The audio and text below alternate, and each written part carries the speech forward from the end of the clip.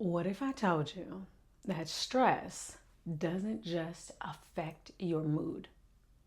Stress doesn't just affect your sleep. It doesn't just affect your relationships.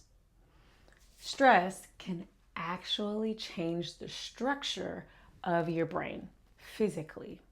And if you've ever found yourself more reactive, more anxious, more overwhelmed, or feeling like you just can't think as clearly as you used to, there may be a reason. In this video, I want to show you what happens to your brain under chronic stress, what science has discovered, and why yoga may be the most powerful tool that we have to reverse this process. So stick around until the end and we'll talk all about it. And if you have any questions, put them in the chat. When I discovered this, I was diagnosed with lupus in 2009, and I had to learn very quickly that stress wasn't just emotional. Stress was physical. It impacted my energy, my symptoms, my recovery, my ability to show up for the people I cared about. And over the years, as I worked with thousands of students, I realized that many people think stress is normal simply because it's common. But common and normal are not the same thing. Your body was designed to experience stress, yes, but it was never designed to live there. Let's talk about what actually happens inside your brain. Imagine you're walking through the woods and suddenly you see a bear. Your brain immediately activates survival response. Your heart rate increases. Your breath rate changes. Your muscles tense. Your body floods with stress hormones. This is a beautiful system. It exists to keep you alive. The problem is that today, most people aren't running from bears. They're running from emails, from deadlines, from financial pressure, from relationship challenges, from social media, from breaking news, and their bodies are responding exactly the same way. One of the key players in this process is the part of the brain called the amygdala.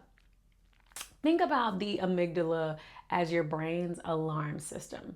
Its job is to detect threats.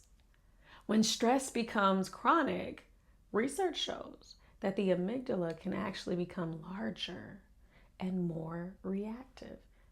In simple terms, your brain becomes better at finding danger, better at spotting problems, better at expecting the worst, even when no real threat exists. This is why someone can send you a text message and you immediately assume something's wrong.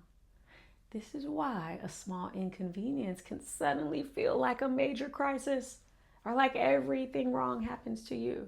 Your brain has been trained to look for threats. At the same time, another super important part of your brain begins to suffer: the prefrontal cortex.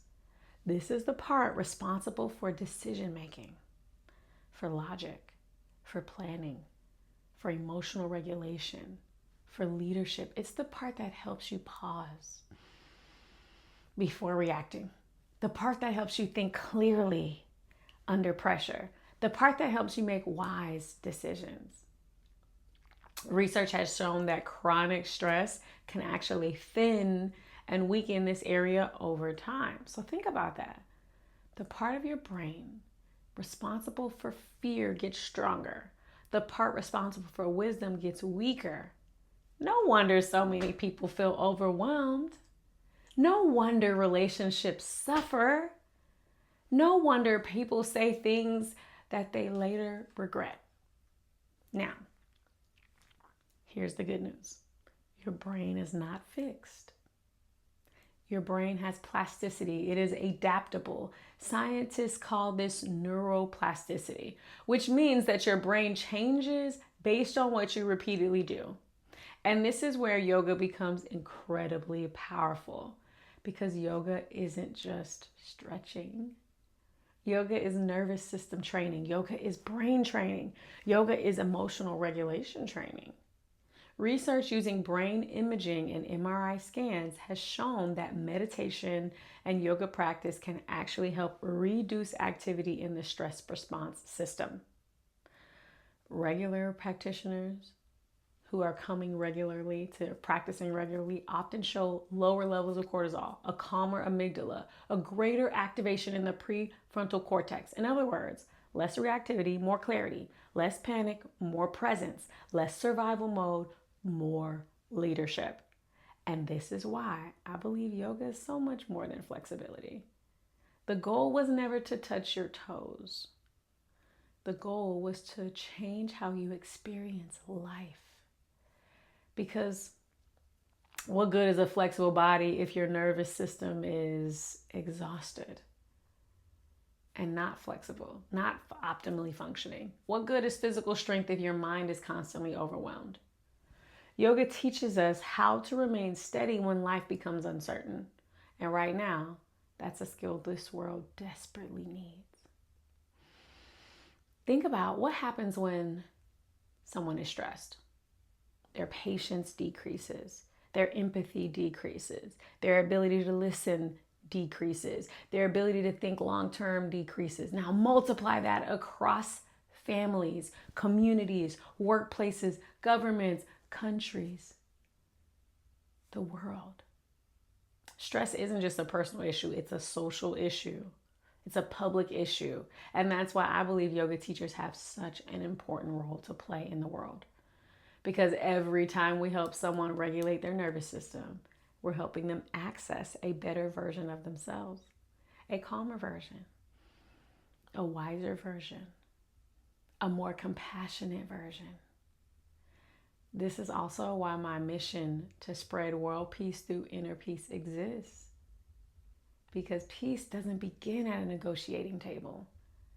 Peace begins in the nervous system. Peace begins when people learn how to respond instead of react. Peace begins when people learn how to take one conscious breath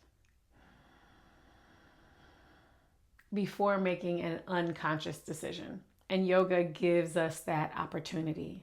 So if you're feeling stressed right now, here's what I invite you to remember. Your brain is not broken. Your nervous system may simply be overloaded. And that's the good news, because overloaded systems can recover. They can heal, they can adapt, and sometimes it starts with something as simple as taking a breath.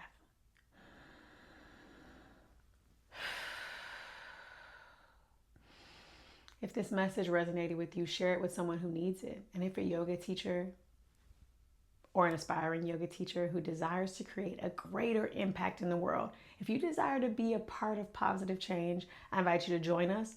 One of the ways to join is by subscribing. If you really are interested in building a movement rooted in world peace through inner peace, then I invite you to grow that in your community. And I teach how to grow that every Sunday in my live webinar masterclass. So I invite you to join. The details are in the caption. When you make a difference in the world, you are contributing to the benefit for all. So I invite you to join us on how we do that together. Peace.